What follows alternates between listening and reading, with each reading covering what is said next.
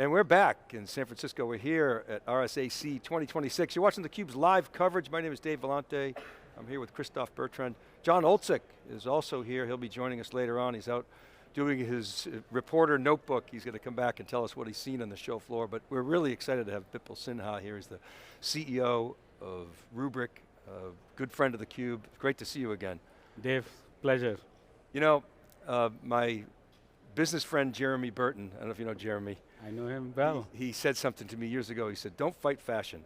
And you know, and I look at the way you positioned Rubrik as a cyber resilience platform, and now you're sort of moving into AI operations. Very fashionable.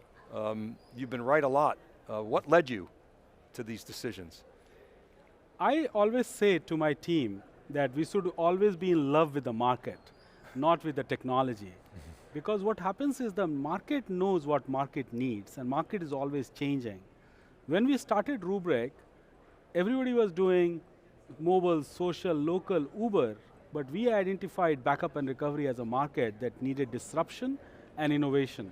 And we built our product, and the company started on that basis, but the biggest disaster was cyber disaster, not human error or natural disaster. So we built our platform purpose-built for cyber recovery, cyber resilience. And if you look at the world today, the world is going through AI transformation. The old paradigm of cybersecurity is dead because it was built for human and human operator and human attacks. So world needs an AI governance engine. Worlds need an AI security and compliance platform, and that's what we are delivering so that our customers can deploy agents with confidence. So the pivot to cyber resilience wasn't actually a technology pivot, it was maybe a positioning change. Is that right? You were always built for that? We were always built for cyber resilience. In fact, in 2016, 2017, we created a product for ransomware detection. And when we went to sell it to customers, what we heard was, we don't have a cyber problem. We are looking for regular backup and recovery for natural disaster or human error. So we kept advocating about cyber recovery. We kept building our cybersecurity products. We built data classification engine. We built the scope of attack issue. Then we built data threat engine. But the market was not ready. And lo and behold, in 2018, 2019, when the ransomware started to happen at a scale, Rubrik was the only game in town in terms of a unique product purpose-built for that moment to deliver fast cyber recovery. Okay, so you were a little bit early maybe. You don't want to be late. You don't want to be way too early, because there'll be no business there, but you kind of timed it, right? I mean, it's good to have foresight and a little bit of luck, is that fair? 100%. You have to be 2 miles ahead of your customers. If you're 200 miles ahead of your customers, they'll write you off. But if you're just 2 miles ahead and showing them that you understand their problem, but you also anticipate what is around the corner for them, that's when you establish a long-term relationship. So I have a question for you, which is a perfect segue.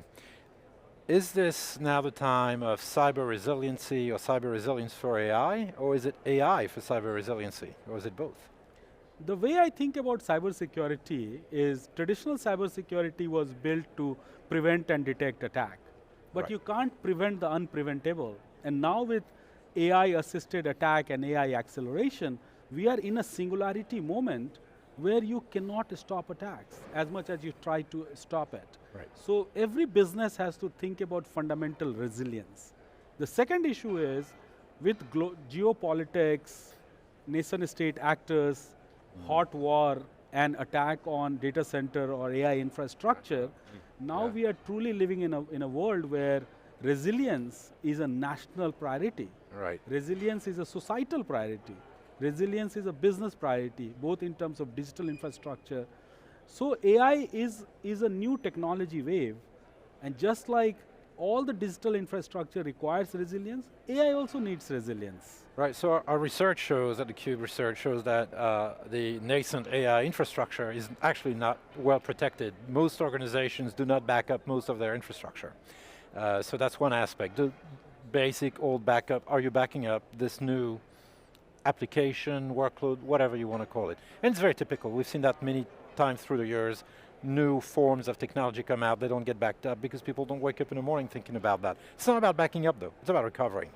So that's number one. Number two, what we're also seeing is the AI infrastructure itself is being attacked. Literally, people are trying to go poison models or steal data or steal models, steal IP, or even negate all of the efforts by blowing up the actual investment. What are you seeing? Where are we in terms of the type of threats you've seen, what you've been able to help with? I'm very curious about that. There are three aspects of AI protection. One is the AI infrastructure and data protection. That is no different than the traditional data security, data protection, and recovery. So that's like the basic hygiene. You need to make sure your data has integrity and data has availability, otherwise you have garbage in, garbage out problem.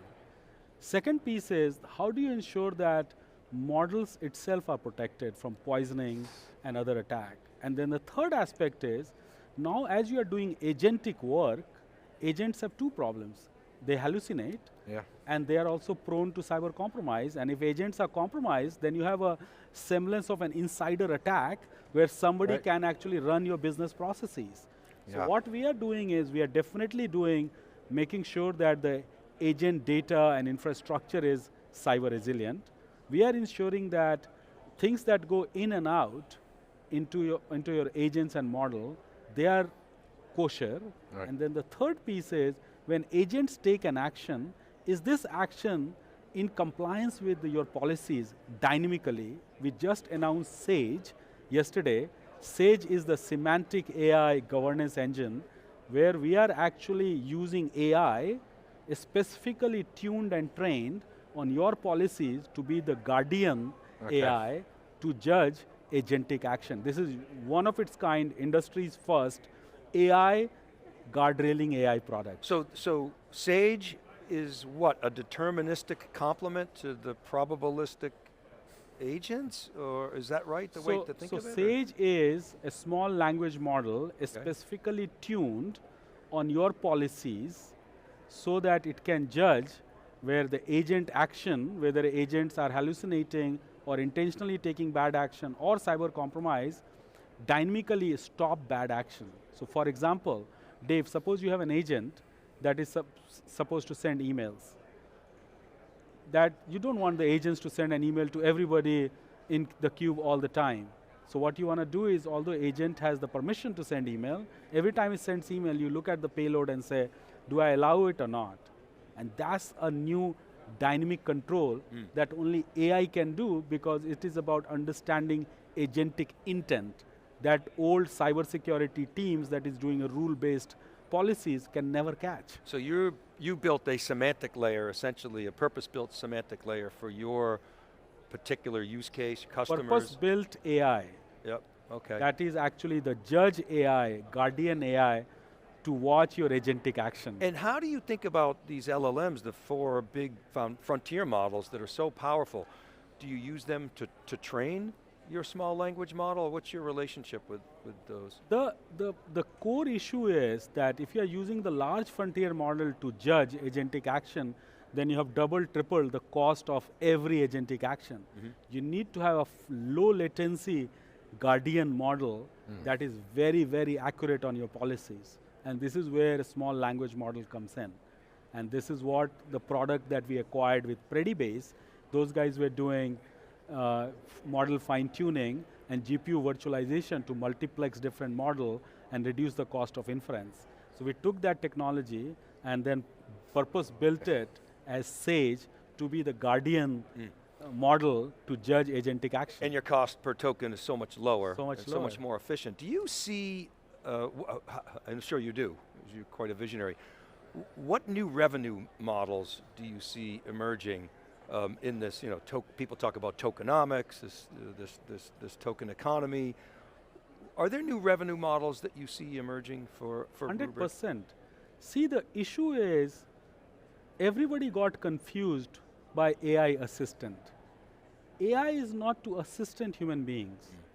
AI is to take our mundane work and complete end-to-end, eliminate human beings from mundane work.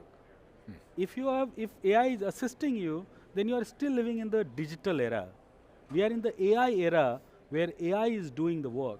So now think about, if AI is doing the work, then you have gone beyond the software model, because software was assisting human and making human more productive. But if AI is doing the whole work, then you have software plus the human cost and mundane labor that you can completely automate. So it'll open up a whole new business model, but the mindset has to be that AI is doing actual work and humans are doing the orchestration of the work. So that's a completely new business model, different pricing model.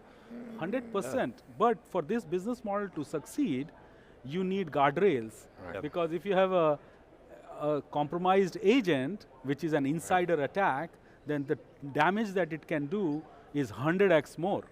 Well, actually, I'd like to follow up on that, guardrails. So, and I agree, by the way, with what you just said. What about data itself? I mean, the one thing I haven't heard quite yet is data being really compliant, governed on top of that, so that when an agent takes care in your model of the mundane work and all the way through, or talks to other agents to get to an outcome, that you know you haven't broken any compliance regulations, you haven't used data you shouldn't be using. I find that hard today to believe when most people don't have their act together when it comes to basic data management. So, is it something that can happen in phases over time, or do you see some specific use cases that are ready for it now? Because I feel like there's so much that hasn't been done from as a foundation that we can't even get to that next level. That's actually a very, very good question. And my thought is that it'll be a long time before people can have their act together on data. And I would say it's impossible to do. Maybe never, right? And maybe never. Right. But there is a lot of pressure from board, from CEO to adopt AI. So what will happen and what is happening in the industry is people are trying to bring their data to order as much as possible and then ensuring through design time access to sensitive data, to dynamically just-in-time creating control on agentic identity, plus the runtime guardrail on actual agentic action to ensure that it is compliant with your business policies. And then what Rubrik does also is the rewind, that if the agent took bad action, how do you undo or rewind the action of an agent? All of it together will accelerate the AI journey because it's about defense in depth. So clean data as much as possible, then have control and access on that data, then dynamically do just-in-time provisioning, then dynamically create guardrail for business processes to do the right action and then have an ability to undo. And that's non-intuitive. Early on, exactly, people said, well, we got to clean up our data before we spend any money on AI, and the opposite is true. Get your data in somewhat order, but not too much. Let the AI help cleanse and harmonize the data. I mean, what you just announced with Sage is a great capability that you can then use to take care of your data. It doesn't mean you have to clean up your whole data estate, and I've found this from speaking to large banks, large manufacturers as well. They initially went into it with reticence because their data wasn't in order, and they found it's better to get on the AI curve, let the data help, or the AI help cleanse the data. And that was kind of non-intuitive in the early. Look, at the end of the day, in enterprise, there is no revolution. Everything is evolution. And the way it evolves is, there are very, very smart people sitting in these large banks, insurance companies, and they are saying, how do I adopt AI safely while I am transforming all my other system, modernizing the system? So again, it all happens in parallel. It's an evolutionary process, but most important thing is that, are you applying agents to do the work? Because if you're not doing agentic work, then you're falling behind because your competition that is adopting AI can have a lower cost of operations, can have faster product to market. So do you wait for your house to be in order with respect to data before you can jump into it, or you can evolutionary change and deliver AI to the business so that you are in business? Well, in that context, Bipul, what do you think about something like OpenClaw, which is, talk about the Wild West.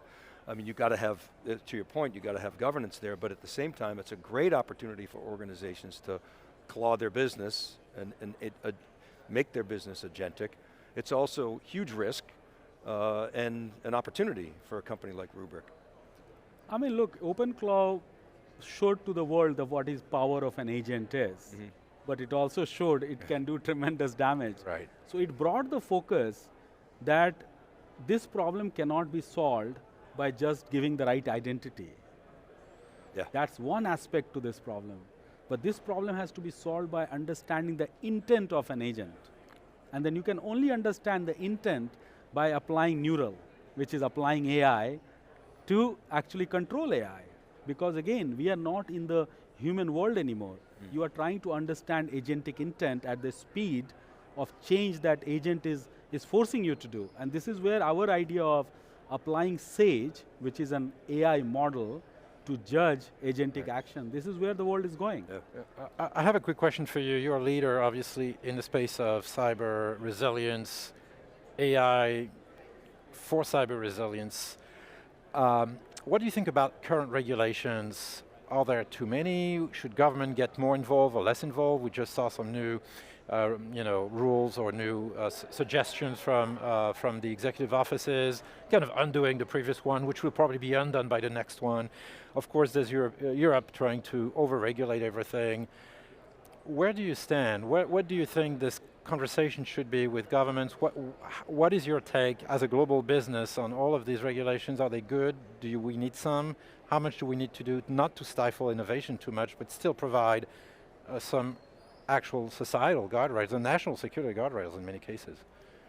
The way I think about regulation, specifically for a new space such as AI, is to be soft touch in the beginning, to even understand the implications of it and let it flourish. But once it starts to flourish and it gets into different organizations, we see the acceleration, then we understand what are the unintended consequences that could happen because of this technology, and that's when you start to put regulatory guardrail. I love regulations because it creates equal playing field, done right.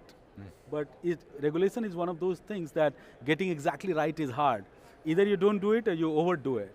That's why it's always better to understand what are we regulating. Otherwise we could have more regulations and less companies. We don't want that. No. So the market will eventually get things right. It hates SaaS now and ARR. You're putting up some pretty big numbers, 34% ARR growth, 120% NRR.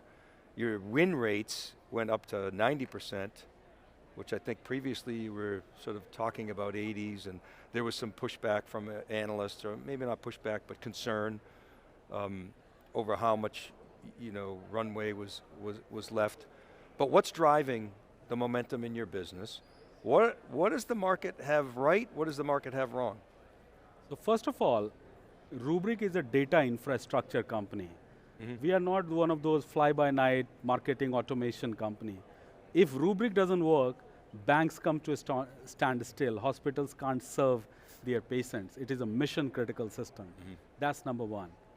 We build complex software that has years and years of R&D and customer feedback and experience across thousands of enterprises built into the platform. It cannot be vibe coded. And then the third thing is, we built our platform purposefully for cyber recovery, cyber resilience. We are not one of those legacy architecture that is trying to, that is masquerading as cyber resilience. Since we have purpose built it, we have this preemptive recovery engine that pre-calculates what is a clean data state before the attack, so that as soon as attack happens, we are ready to recover. And that makes the difference whether you are up and running in hours or down for weeks and months. You have seen news of companies that have been down for a very, very long time. And these ability to deliver fast recovery, Rubrik is uniquely designed platform. Our competition has no such capability. So when we go head to head and they test our product with respect to our competition, we have 90% plus win rate. So how does that work? So obviously your recovery time can be fast. I get that part. But the amount of data loss was of course going to vary by the impact of the incident. Can you recover like a certain portion and then sort of stage that recovery, or are you able to take a wider observation space? What's the sort of secret sauce there? Rubrik has like autonomous and intelligent recovery. I'll give you an example. For our M365, if you are a large institution with 100,000 users, you don't want to recover all users at the same time because it'll take a long time before your CEO can log in. So we have something called prioritized recovery, where you can divide your users into tiers, and then we do tiered recovery. Then we also do breadth first. So we recover only 3-4 weeks worth of data for everybody before we go recover the cold data. We have a new feature called autonomous recovery, where we track which objects have been touched in the last couple of weeks. And we go recover those things first before recover the rest of the world. So the Rubrik, again, we purposefully built this platform for cyber recovery. And the recovery time objective is the difference between a business is in business or not. So our goal is hospitals should continue to have ATM operated, hospitals should continue to deliver patient care, banks should continue to deliver their ATM services, business should continue to be in business even when they are confronted with cyber attack. You had mentioned before how sophisticated your software is, and I think that sometimes there's a misperception about Rubrik because in early days you made a mark because you were so much simpler than the legacy tooling. And so people associated that maybe with, didn't understand quite the depth, and what you just explained is non-trivial to create. So congratulations on getting where you are. The best is yet to come, as we were talking about earlier. So we have a big ambition. We want to build Rubrik into a generational company. And generational company can only be built on culture, company culture, great technology, but always track the market and always reinvent yourself. When we first built the product, we said, if something is built in 2014, it should not have job scheduling because that was built for a tape era. So we removed that. People saw it and said, oh my God, it doesn't have jobs. How do you do it? But our idea was that in 2014, if we can't tell you what is a better way to protect your data, then we have failed you because we are taking you in the 80s and 90s era. So our goal has always been, be 2 miles ahead of the customers, deliver the best technology beamed from the future into their hands, and learn from them that where their business is going, what is their strategy, and serve to the fullest extent. You know, we're out of time, but I would love to take you up on your offer to come to your offices and have a much longer discussion about culture, your background, where you came from, how you started this company, your thoughts on this country, and I would love to do that. I would love to have this opportunity. I'll tell you why I think I'm more American than American. Yeah, let's leave it there, and I would love to pick up on that next time I see you. All right, thank you, Dave. Thanks very much, appreciate it. All right, and thank you for watching. This is Dave Vellante for Christophe Bertrand. We're at RSAC 2026 live. We'll be right back on theCUBE right after this short break.